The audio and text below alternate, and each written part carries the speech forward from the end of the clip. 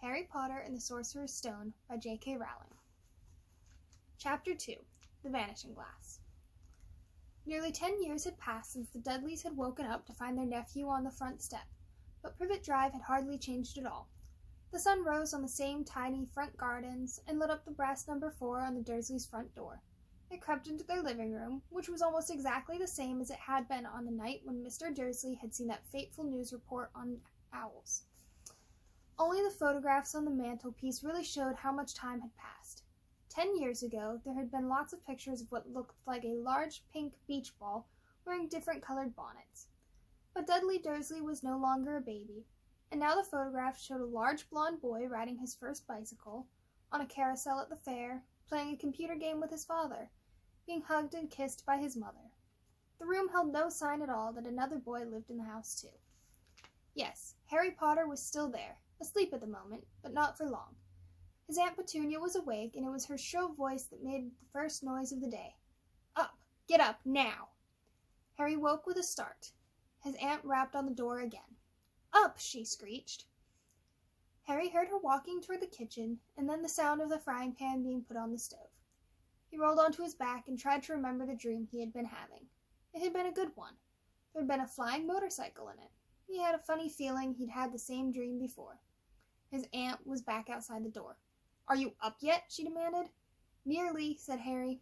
Well, get a move on. I want you to look after the bacon, and don't you dare let it burn.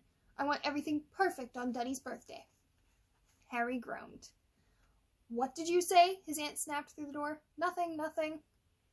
Dudley's birthday. How could he have forgotten? Harry got slowly out of bed and started looking for socks. He found a pair under his bed, and after pulling a spider off one of them, put them on. Harry was used to spiders because the cupboard under the stairs was full of them, and that was where he slept.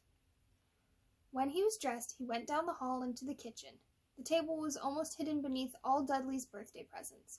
It looked as though Dudley had gotten the new computer he wanted, not to mention the second television and the racing bike.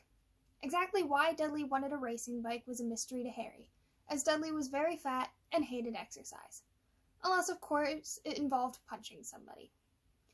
Dudley's favorite punching bag was Harry, but he couldn't often catch him. Harry didn't look it, but he was very fast. Perhaps it had something to do with living in a dark cupboard, but Harry had always been small and skinny for his age. He looked even smaller and skinnier than he really was because all he had to wear were old clothes of Dudley's, and Dudley was about 4 times bigger than he was. Harry had a thin face, knobbly knees, black hair, and bright green eyes. He wore round glasses held together with a lot of Scotch tape because of all the times Dudley had punched him on the nose. The only thing Harry liked about his own appearance was a very thin scar on his forehead that was shaped like a bolt of lightning. He had had it as long as he could remember, and the first question he could ever remember asking his Aunt Petunia was how he had gotten it. In the car crash when your parents died, she had said, and don't ask questions. Don't ask questions. That was the first rule for a quiet life with the Dursleys. Uncle Vernon entered the kitchen as Harry was turning over the bacon. Comb your hair, he barked, by way of a morning greeting. About once a week, Uncle Vernon looked over the top of his newspaper and shouted that Harry needed a haircut. Harry must have had more haircuts than the rest of boys in his class put together, but it made no difference. His hair simply grew that way, all over the place. Harry was frying eggs by the time Dudley arrived in the kitchen with his mother. Dudley looked a lot like Uncle Vernon.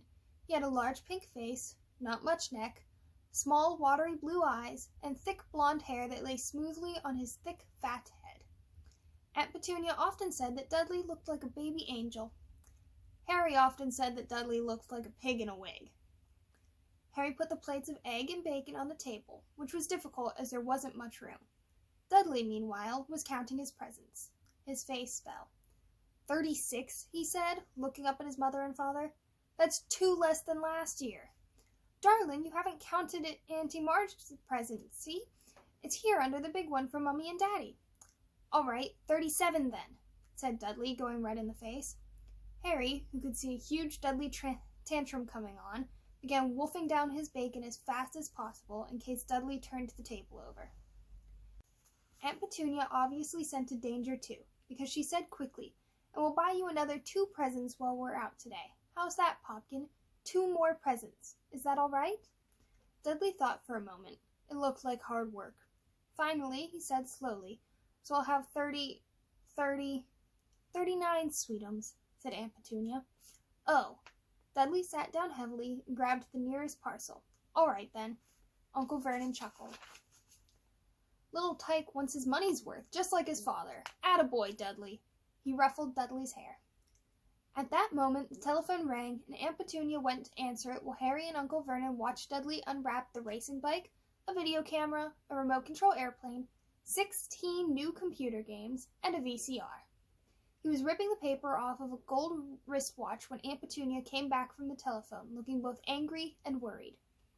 "Bad news, Vernon," she said. "Mrs. Figg's broken her leg. She can't take him." She jerked her head in Harry's direction. Dudley's mouth fell open in horror, but Harry's heart gave a leap. Every year on Dudley's birthday, his parents took him and a friend out for the day to adventure parks, hamburger restaurants, or the movies.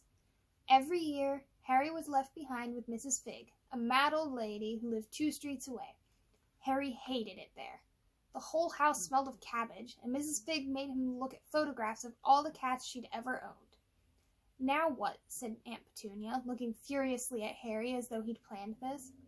Harry knew he ought to feel sorry that Mrs. Figg had broken her leg, but it wasn't easy when he reminded himself that it would be a whole year before he had to look at Tibbles, Snowy, Mr. Paws, and Tufty again. "We could phone Marge," Uncle Vernon suggested. "Don't be silly, Vernon. She hates the boy."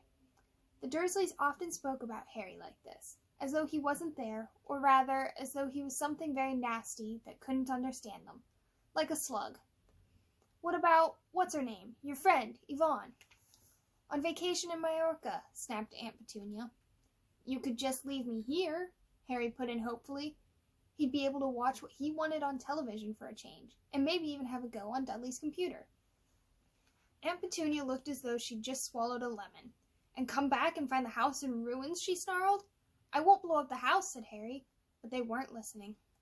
"I suppose we could take him to the zoo," said Aunt Petunia slowly, "and leave him in the car."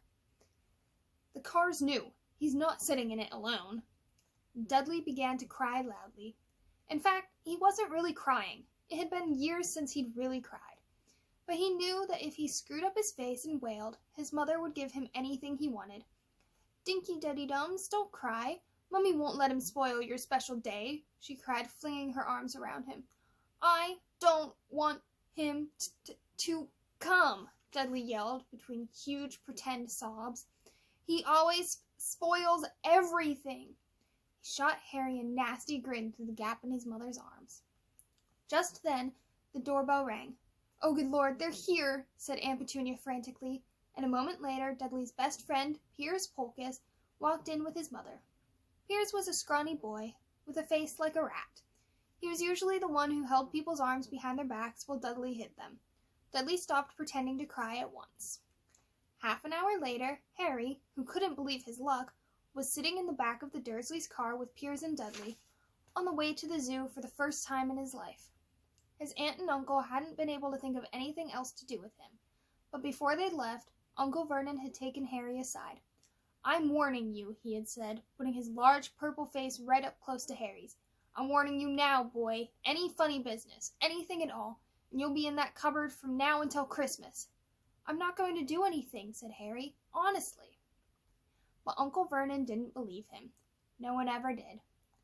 The problem was, strange things often happened around Harry, and it was just no good telling the Dursleys he didn't make them happen. Once, Aunt Petunia, tired of Harry coming back from the barber's looking as though he hadn't been at all, had taken a pair of kitchen scissors and cut his hair so short he was almost bald, except for his bangs, which she'd left to hide that horrible scar. Dudley had laughed himself silly at Harry, who spent a sleepless night imagining school the next day, where he was already laughed at for his baggy clothes and taped glasses. Next morning, however, he had gotten up to find his hair exactly as it had been before Aunt Petunia had sheared it off. He had been given a week in his cupboard for this, even though he had tried to explain that he couldn't explain how it had grown back so quickly. Another time, Aunt Petunia had been trying to force him into a revolting old sweater of Dudley's, brown with orange puffballs. The harder she tried to pull it over his head, the smaller it seemed to become, until finally it might have fitted a hand puppet, but certainly wouldn't fit Harry. Aunt Petunia had decided it must have shrunk in the wash, and to his great relief, Harry wasn't punished.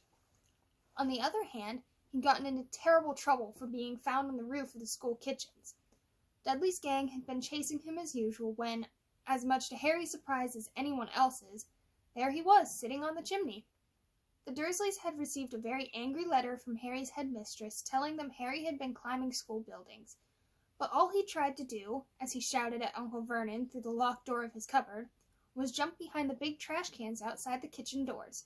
Harry supposed that the wind must have caught him in mid-jump. But today, nothing was going to go wrong. It was even worth being with Dudley and Piers to be spending the day somewhere that wasn't school, his cupboard, or Mrs. Figg's cabbage-smelling living room. While he drove, Uncle Vernon complained to Aunt Petunia.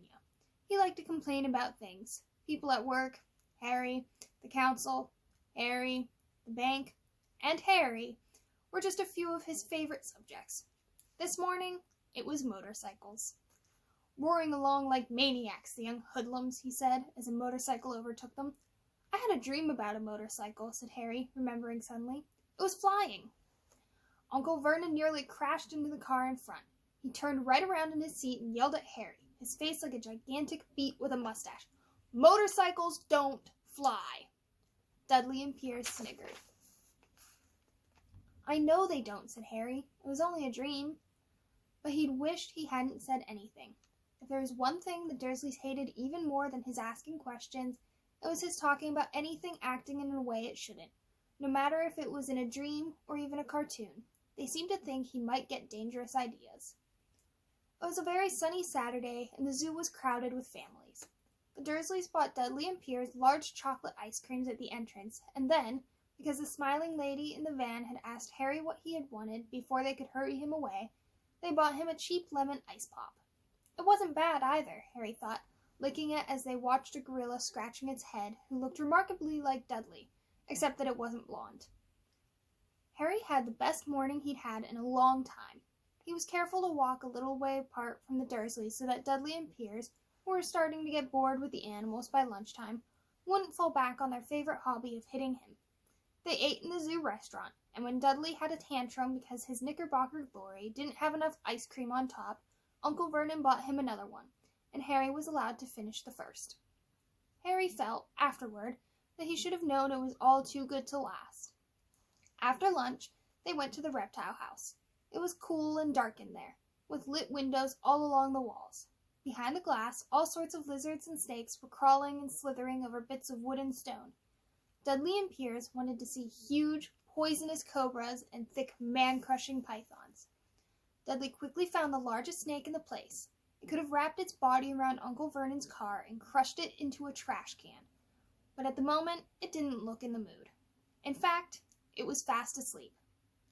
Dudley stood with his nose pressed against the glass, staring at the glistening brown coils.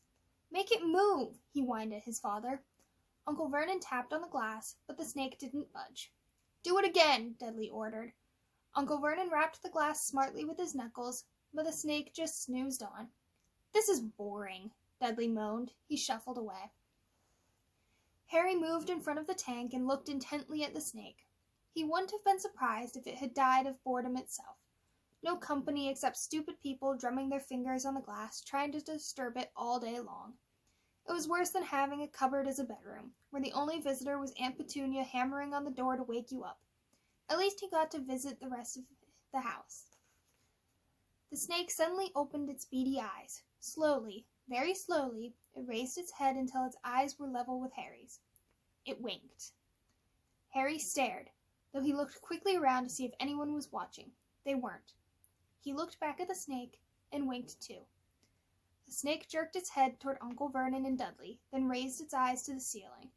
It gave Harry a look that said quite plainly, "I get that all the time." "I know," Harry murmured through the glass, though he wasn't sure the snake could hear him. "It must be really annoying." The snake nodded vigorously. "Where do you come from, anyway?" Harry asked. The snake jabbed its tail at a little sign next to the glass. Harry peered at it. "Boa constrictor, Brazil." "Was it nice there?" The boa constrictor jabbed its tail at the sign again, and Harry read on. This specimen was bred in the zoo. Oh, I see. So you've never been to Brazil. And the snake shook its head. A deafening shout behind Harry made both of them jump. Dudley! Mr. Dursley! Come and look at this snake! You won't believe what it's doing! Dudley came waddling toward them as fast as he could. Out of the way, you! He said, punching Harry in the ribs. Caught by surprise, Harry fell hard on the concrete floor. What came next happened so fast, no one saw how it happened. 1 second, Piers and Dudley were leaning right up close to the glass. The next, they had leapt back with howls of horror. Harry sat up and gasped. The glass front of the boa constrictor's tank had vanished. The great snake was uncoiling itself rapidly, slithering out onto the floor. People throughout the reptile house screamed and started running for the exits. As the snake slid swiftly past him, Harry could have sworn a low, hissing voice said, Brazil, here I come. Thanks, amigo. The keeper of the reptile house was in shock. But the glass, he kept saying. Where did the glass go? The zoo director himself made Aunt Petunia a cup of strong, sweet tea while he apologized over and over again. Piers and Dudley could only gibber. As far as Harry had seen, the snake hadn't done anything except snap playfully at their heels as it passed. But by the time they were all back in Uncle Vernon's car, Dudley was telling them how it had nearly bitten off his leg, while Piers was swearing it had tried to squeeze him to death. But worst of all, for Harry at least, was Piers calming down enough to say, Harry was talking to it, weren't you, Harry? Uncle Vernon waited until Piers was safely out of the house before starting on Harry. He was so angry he could hardly speak. He managed to say, Go, cupboard, stay, no meals, before he collapsed into a chair, and Aunt Petunia had to run and get him a large brandy. Harry lay in his dark cupboard much later, wishing he had a watch. He didn't know what time it was, and he couldn't be sure the Dursleys were asleep yet. Until they were, he couldn't risk sneaking to the kitchen for some food. He lived with the Dursleys almost 10 years. 10 miserable years. As long as he could remember, ever since he'd been a baby and his parents had died in that car crash, he couldn't remember being in the car when his parents had died. Sometimes, when he strained his memory during long hours in his cupboard, he came up with a strange vision, a blinding flash of green light and a burning pain on his forehead. This, he supposed, was the crash, though he couldn't imagine where all the green light came from.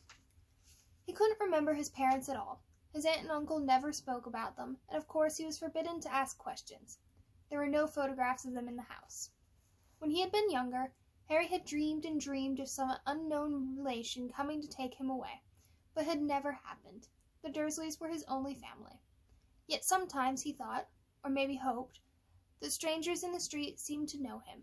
Very strange strangers they were, too. A tiny man in a violet top hat had bowed to him once while out shopping with Aunt Petunia and Dudley. After asking Harry furiously if he knew that man, Aunt Petunia had rushed them out of the shop without buying anything. A wild-looking old woman dressed in green had waved merrily at him once on a bus. A bald man in a very long purple coat had actually shaken his hand in the street the other day, and then walked away without a word. The weirdest thing about all these people was the way they seemed to vanish the second Harry tried to get a closer look. At school, Harry had no one.